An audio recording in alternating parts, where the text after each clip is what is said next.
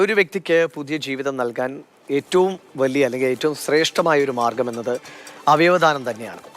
അവയവദാനത്തിന് പ്രചോദനമേകാൻ സ്വയം സന്നദ്ധരായി ഒരു വലിയ കൂട്ടം വിദ്യാർത്ഥികൾ മുന്നിട്ടിറങ്ങുന്നു. എറണാകുളം സെൻറ് തെരേസാസ് കോളേജിലാണ് അവയവദാനത്തിൻ്റെ മഹത്വം അറിഞ്ഞ് അവിടുത്തെ വിദ്യാർത്ഥികളും അവിടുത്തെ അധ്യാപകരുമൊക്കെ സമ്മതപത്രം ഒപ്പിട്ട് നൽകിയത്. രാജ്യത്ത് ആദ്യമായിട്ടാണ് കോളേജ് വിദ്യാർത്ഥികളുടെ നേതൃത്വത്തിൽ ഇങ്ങനെയൊരു അവയവദാന മുന്നേറ്റത്തിന് തുടക്കമാകുന്നത്.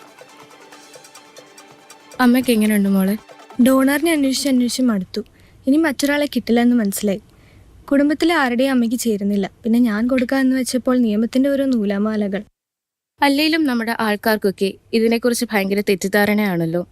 മരണശേഷം ആൾക്കാർ കൊടുക്കാൻ തയ്യാറാണെങ്കിൽ നിനക്ക് ഇത്ര കഷ്ടപ്പാടില്ലായിരുന്നു. അല്ലെങ്കിൽ സ്വന്തം വീട്ടിൽ വന്നാലല്ലേ ആൾക്കാർക്ക് അതിൻ്റെയൊക്കെ വില മനസ്സിലാവും.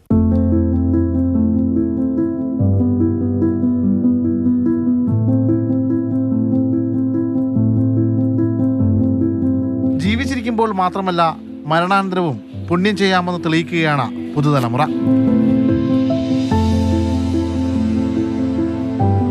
എറണാകുളം സെന്റ് തെരേസാസ് കോളേജിലെ നാഷണൽ സർവീസ് സ്കീം വിദ്യാർത്ഥികൾ അവയവദാന അവബോധം സമൂഹത്തിന് പങ്കുവെക്കുകയാണ് അവരിലൂടെ തന്നെ.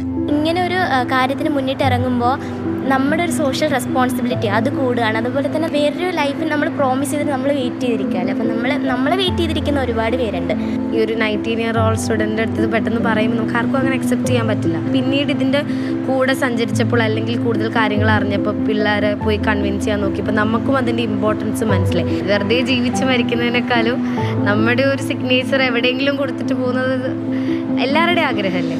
V R proud. കോളേജിലെ സഹപാഠിയുടെ ജീവിതമാണ് വിദ്യാർത്ഥികളിൽ പലർക്കും പ്രചോദനമായത്.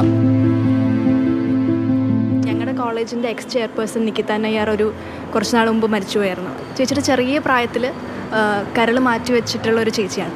അപ്പോൾ അങ്ങനെ ഒരു ലിവർ ഡൊണേഷൻ നടത്തിയുകൊണ്ട് ചേച്ചിക്കൊരു 10 years മോർ ഒരു ലൈഫ് സ്പാൻ കിട്ടി. അപ്പോഴാണ് സത്യം പറഞ്ഞാൽ ഒരു ഓർഗൻ ഡൊണേറ്റ് ചെയ്യുമ്പോഴത്തേക്കും ഒരാൾക്കൊരു 10 വർഷം കൂടുതൽ ഈ ഭൂമിയിൽ ജീവിക്കാൻ പറ്റാന്ന് പറഞ്ഞാൽ അത് വളരെ വലിയൊരു കാര്യമാണ്. അപ്പോഴും പ്രതിബന്ധങ്ങളുടെ തുടക്കം വീട്ടിൽ നിന്നായിരുന്നു. അതിനെ അവർ വിവേകപരമായി ചെറുത്തു. ഫസ്റ്റ് റിയാക്ഷൻ ഇസ് എന്തിനാണ്, ഇതിൻ്റെ ആവശ്യകത എന്താണ്? എല്ലാവർക്കും പേടിയാണ്. കുറേ പേർക്ക് ഇപ്പം ഒരുപാട് സിനിമകൾ വന്നിട്ടുണ്ടല്ലോ റിലേറ്റഡ് ഫിലിംസ് കാണുമ്പോൾ നമുക്ക് ഉള്ളിൽ തരുന്നൊരു ഇതുണ്ട്, ഈ എന്തോ മാഫിയയാണ് ബാക്കിൽ. അപ്പം കുറേയൊക്കെ ഇമാജിനറി സ്റ്റോറീസ് ആണ്. അവയവദാനത്തിന്റെ മഹത്വം അറിഞ്ഞ വിദ്യാർത്ഥികളുടെ പ്രതിജ്ഞ അധ്യാപകരും ഏറ്റെടുത്തു. എനിക്ക് ഏറ്റവും സന്തോഷം കുട്ടികൾ മാത്രമല്ല ഞങ്ങളുടെ കോളേജിലെ പല അധ്യാപകരും ഇതിനു വേണ്ടി സന്നദ്ധരായി എന്നുള്ളതാണ്. എൻ്റെ ഡിപ്പാർട്ട്മെൻറ്റിലെ മെജോറിറ്റി ടീച്ചേഴ്സ് അത് പ്ലഡ്ജ് ചെയ്തു. ഇത്രയും ഒരു സപ്പോർട്ട് കിട്ടുമെന്ന് വിചാരിച്ചില്ല. മരണം തന്നെ എല്ലാവർക്കും ആ ഒരു കോൺസെപ്റ്റ് തന്നെ ചിന്തിക്കാൻ ബുദ്ധിമുട്ടാണ്. കുട്ടികൾക്കും അവരുടെ പേരൻസിനും ഒക്കെ ഇപ്പോഴും മനസ്സിൽ ഒത്തിരി സംശയങ്ങളുണ്ട്. അവയർനെസ്സിലൂടെ കുട്ടികൾ പതുക്കെ മാറുന്നുണ്ട്. കേരളത്തിലെ കരൾ മാറ്റിവെച്ചവരുടെയും ദാതാക്കളുടെയും സംഘടനയായ ലിവർ ഫൗണ്ടേഷനാണ് അവയവദാനത്തിന്റെ ആശയവുമായി കോളേജിനെ സമീപിച്ചത്. നിഖിത എന്ന് പറഞ്ഞ ഞങ്ങളുടെ മെമ്പറായിരുന്നു. ആ കുഞ്ഞ് 7ാം ക്ലാസ്സിൽ പഠിക്കുമ്പോഴാണ് അവളുടെ ആദ്യത്തെ ട്രാൻസ്പ്ലാന്റ് സർജറി നടത്തിയത്. അവൾ ഈ കോളേജിൻ്റെ ചെയർപേഴ്സണായിരുന്നു. പക്ഷേ ആ കുഞ്ഞിനും ഒരു കെടാവർ കിട്ടിയിരുന്നെങ്കിൽ ആ കുട്ടി ജീവിച്ചിരുന്നേനെ. അപ്പോൾ അത്രയും അതൊക്കെ വളരെ ദുഃഖം ഉണ്ടാക്കിയൊരു കാര്യമാണ്. അത് ഈ കോളേജിലെ കുഞ്ഞുങ്ങളത് ഏറ്റെടുത്ത് സർക്കാരിൻ്റെ ഒരു പിന്നെ പോർട്ടലിൽ തന്നെ രജിസ്റ്റർ ചെയ്ത് ഒരു മഹത്തായ ഒരു സന്ദേശം ഈ രാജ്യത്തിന് നൽകുക അല്ലെങ്കിൽ ഈ സമൂഹത്തിന് നൽകുക എന്നുള്ളതുകൊണ്ട് തീർച്ചയായിട്ടും ഇവരുടെ സഹകരണം കിട്ടും എന്ന് ഉറപ്പായിരുന്നു. അത് ഏകദേശം കിട്ടിക്കൊണ്ടിരിക്കുകയാണ്. മരണാനന്തര അവയവദാനവുമായി ബന്ധപ്പെട്ട് ഒരുപാട് തെറ്റിദ്ധാരണകളാണ് സമൂഹത്തിൽ പ്രചരിക്കുന്നത്.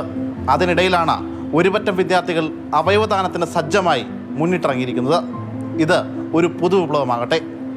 വിനു തോമസിനൊപ്പം ശ്യാമപ്രസാദ് ഉത്തമൻ, മാതൃഭൂമി ന്യൂസ്, കൊച്ചി.